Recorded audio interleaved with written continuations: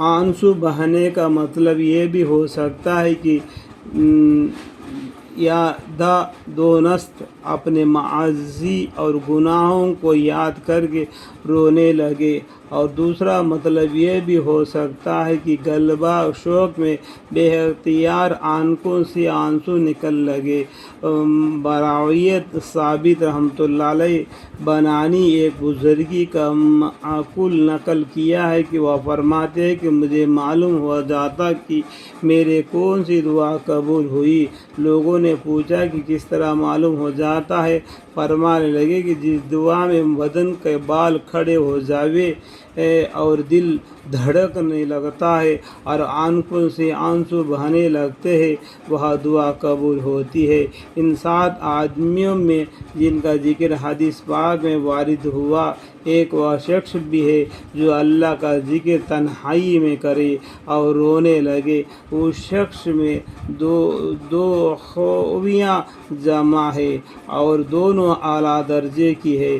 ایک اخلاص کے تنہائی میں اللہ کی یاد میں مشغول ہو، دوسرا اللہ کا خوف یا شوق کی دونوں میں رونا آتا ہے اور دونوں کا مال ہے۔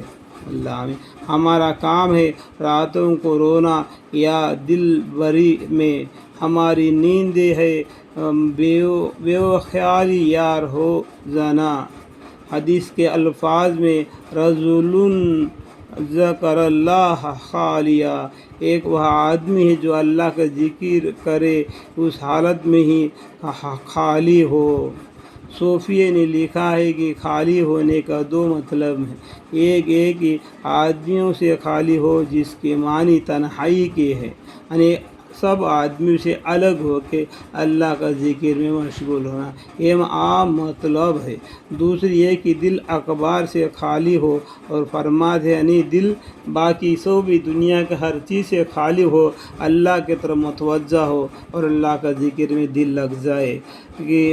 فرماتے ہیں کہ اصل خلوت یہی ہے، اس لیے کمالی درجہ تو یہ ہے کہ دونوں خلوتیں حاصل ہو۔ لیکن اگر کوئی شخص مجمع میں ہو اور دل غیروں سے بالکل خالی ہو، اور ایسے وقت اللہ کا ذکر سے کوئی شخص رونے لگے تو وہ بھی اس میں داخل ہے۔ مجمع کا ہونا نہ ہونا اس کے حق میں برابر ہے۔ جب اس کا دل مجمع تو درکنار وغیرہ اللہ کے التفات سے بھی خالی ہے، تو اس کو مجمع کیا میسر ہو سکتا ہے؟ اللہ کی یاد میں یا اس کے خوف سے رونا بڑی ہی دولت خوشی نصیب ہے۔ وہ شخص جس کو حق تعالی شانہ میسر فرما دے۔ ایک حدیث میں آیا ہے کہ جو شخص اللہ کے خوف سے روئے اور اس وقت تک جہنم میں نہیں جا سکتا جب تک کہ دودھ تھنوں میں واپس جائے۔ اللہم اغفر لی الحمد۔